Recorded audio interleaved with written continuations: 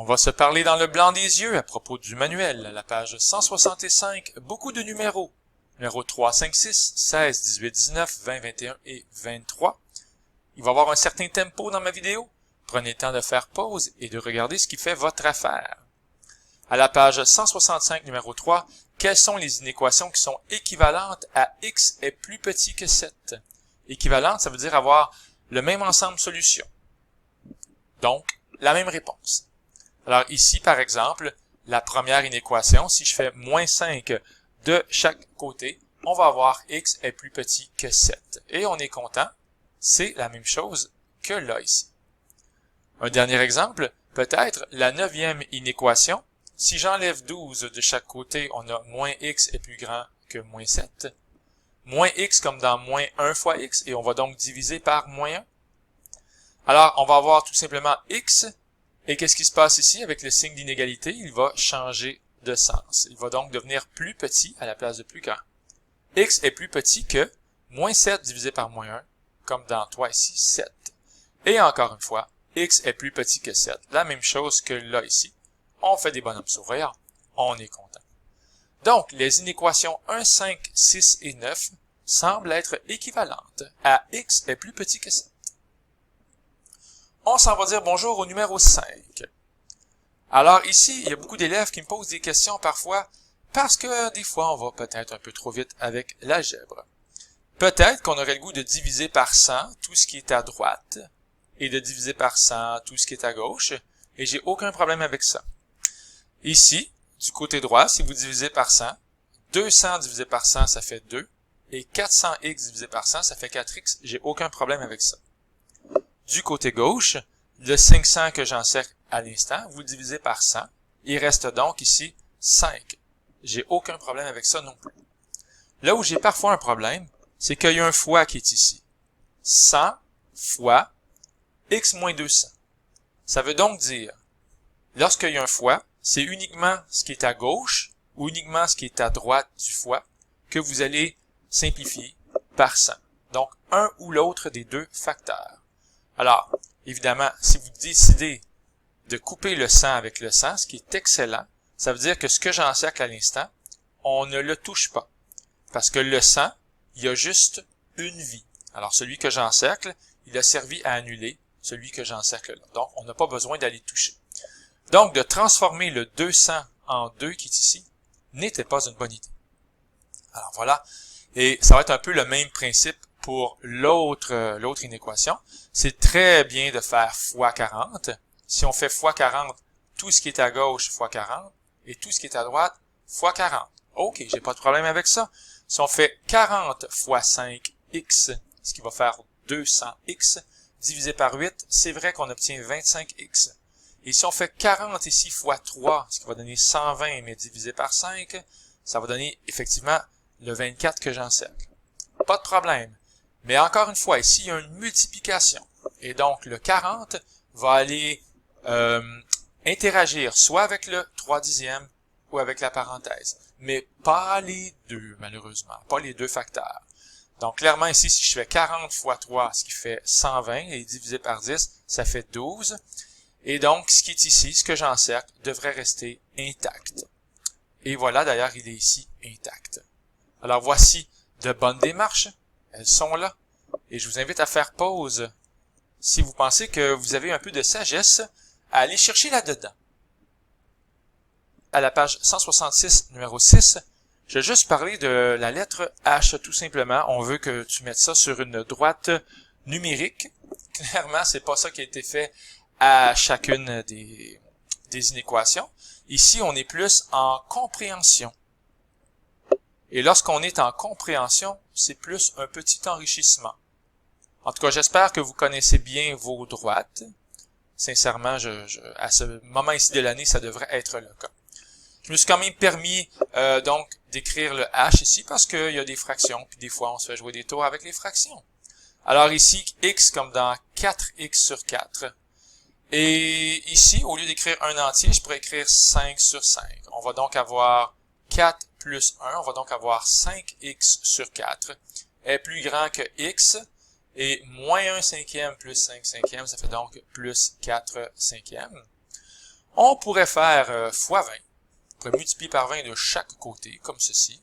Donc, fois 20 et fois 20. On va donc avoir 5 fois 20, ou 5x fois 20, ce qui fait 100x, mais divisé par 4, on a donc 25x. Le but, évidemment, c'est qu'il n'y ait plus de fraction ou de division. On va avoir ici x fois 20, donc plus grand que 20x. Et ici, 4 fois 20, 80, mais divisé par 5, ça fait 16. Alors, parfait, on enlève 20x de chaque côté. Et on va avoir x est plus grand que 16 sur 5. Alors, en compréhension, l'ensemble, les accolades, ça veut dire l'ensemble des x éléments de R tels que x est plus grand que 16 sur 5. C'était une façon de la présenter, la réponse, mais sur une droite numérique, on aurait tout simplement mis la lettre R comme ceci. On aurait accusé 16 sur 5, on l'aurait pointé du doigt, il est là. On aurait fait un rond vide, parce que 16 sur 5 ne fait pas partie de la famille, et étant donné qu'on veut les nombres plus grands, on s'en va par là-bas. Donc voilà vos réponses. Prenez votre temps, page 166, numéro 6. À la page 167, le numéro 16, c'est vraiment mon numéro préféré. On dit que A est un certain nombre, on ne le connaît pas, mais il est prisonnier. Il est prisonnier entre 8 et 10. Oh, d'accord. Alors, dans le fond, qu'est-ce qu'on peut faire ici? On nous demande en quoi va être prisonnier A plus 5. Donc, la question qui est décrite, c'est donne sous forme d'intervalle les valeurs possibles de A plus 5. Ben, pas de problème. J'ai le droit de faire plus 5 partout, partout, partout. Et qu'est-ce que je vais avoir ici? Je vais avoir exactement mon fameux A plus 5. Mais ici, à gauche, je vais avoir 8 plus 5, donc 13. Et ici, 10 plus 5, 15. Donc, je devrais dire tous les nombres de 13 à 15 non inclus, parce qu'il n'y a pas de égal en dessous ici du signe d'inégalité. Donc, il est là. 13, à partir de 13 pas inclus jusqu'à 15, mais pas inclus. Donc, on devrait dire entre 13 et 15. Maintenant, je reprends toujours. J'ai entendu dire que mon nombre A, il était entre 8 et 10. Ben, qu'est-ce qui arrive si je fais x3? Parce que c'est ça que j'ai ici à la lettre C. Ben, x3 partout. Et donc, le 8 va devenir 24 et le 10 va devenir 30. Donc, voilà. On a ça ici. Entre 24 et 30, ou bien avec des crochets tournés vers l'extérieur. N'est-ce pas amusant? Ici, moins 5A, ben, c'est simple. On a toujours notre A qui est prisonnier entre 8 et 10. Si on multiplie par moins 5, on va avoir moins 5A. Mais le signe d'inégalité va changer comme ça et comme ça. Et 8 fois moins 5, ça fait moins 40. Et ici, on va avoir moins 50. Donc, on va avoir que moins 5A, il est plus grand que moins 50, mais plus grand, pas plus grand ou égal, et plus petit que moins 40. Ça revient à ce qui est ici. N'est-ce pas amusant? Et finalement, 7 moins A. Je vous rappelle que le A est toujours prisonnier entre 8 et 10, donc moins A va être prisonnier lui aussi. Attention, je fais fois moins 1, et donc mon 10 va devenir moins 10, mon 8 va devenir moins 8, mais les signes changent de sens, comme ceci. Alors là, on a le moins A qui est ici, et il suffit d'additionner 7, en faisant plus 7, plus 7, et plus 7. On va avoir moins 8 plus 7, comme dans moins 1. On va avoir notre moins A plus 7. C'est ça qu'on cherche, c'est ça qui est écrit dans le manuel. Vous allez me dire, pas exactement, c'est écrit 7 moins A. Mais ça revient quand même à la même chose. Et ici, plus grand que moins 10 plus 7, comme dans moins 3. Donc, 7 moins A, que j'encercle un peu ici, va être prisonnier, ou va être entre moins 3 et moins 1. Et d'ailleurs, la réponse, elle est là. Évidemment, moins 3 et moins 1 ne sont pas inclus, ne font pas partie de la famille. Pour le numéro 18, la mesure de l'angle A, 5x plus 10, doit être plus grande que 90 degrés, mais plus petite que 180 degrés, parce qu'on dit qu'on a un angle obtus. Donc, voilà, un angle obtus, c'est un angle dont la mesure est plus grande que 90 degrés, mais il ne faut pas dépasser, ni même atteindre le 180 degrés par contre. Donc, 5x plus 10 est plus grand que 90, et avec un peu de balance, x doit être plus grand que 16 degrés. Et le même 5x plus 10 doit être plus petit que 180 degrés, et avec un peu de balance, on arrive à ceci. Alors, voici une jolie inéquation double. X doit être entre 16 et 34 degrés. Et quand on dit entre, habituellement, ça veut dire que 16 et 34, on peut pas les prendre. On peut prendre 16,0001, mais pas 16. Même chose pour le 34.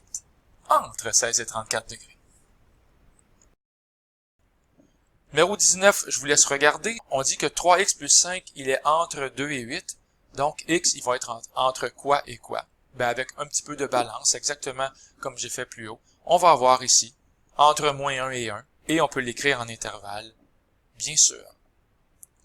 On arrive au numéro 20. Ben, dans le fond, on va se faire 65 $ par billet, mais il faut payer 23 $ par personne pour payer celui qui fait le repas. Donc, finalement, quand quelqu'un vient à notre repas, ça va nous apporter un joli 42 $ de bénéfice. D'ailleurs, le 42, il est là. Définition de la variable x, c'est le nombre de billets qui vont être vendus. X est élément de n étoilé, parce que ce sont des personnes. On va pas avoir 3 personnes et un tiers. Donc, x est élément de n étoilé. Et nous, dans le fond, ce qu'on veut, c'est que, tiens, je vais le regarder ici. On a 42 $ par personne, moins le 450 que ça coûte pour louer la salle, plus petit ou égal à 12 000. C'est comme si on voulait pas se faire trop d'argent. Mais ici, 42 $ par personne, moins le 450 $, on veut que ce soit au moins plus grand ou égal à 10 000. Donc, avec un peu de balance, on arrive à ça et ça. Donc, on a une borne inférieure et on a une borne supérieure. Elles sont là, elles sont là. On l'écrit en nombre à virgule ou en fraction, peu importe. Mais on réalise que on peut pas dépasser 296,4. Puis il faut au moins avoir 248,8 personnes. Donc lorsqu'on arrondit ça de façon brillante, ça va nous donner de 249 à 296 billets ou personnes. Alors voilà. Alors, je vous invite à faire pause et à regarder les étapes correctement. On est rendu à la question 21 que j'aime beaucoup. Il y a beaucoup d'inéquations cachées. Faites attention au piège. X, la mesure de ce petit côté-là ici, là, X, bien sûr que ça doit être plus grand que 0. Alors, il faut l'écrire. Et d'ailleurs, lui aussi, 2x doit être plus grand que 0. Mais lorsqu'on divise par 2 de chaque côté, on obtient x est plus grand que 0, donc on obtient encore la même chose. Toi aussi, 8 moins x, tu dois être plus grand que 0. Alors, chacune des 3 mesures des côtés, ça doit être plus grand que 0. Sinon, on n'a pas un triangle. En envoyant x de l'autre côté, on obtient ceci que x doit être plus petit que 8. Alors voilà, ça c'est réglé pour ça. Maintenant, quoi d'autre?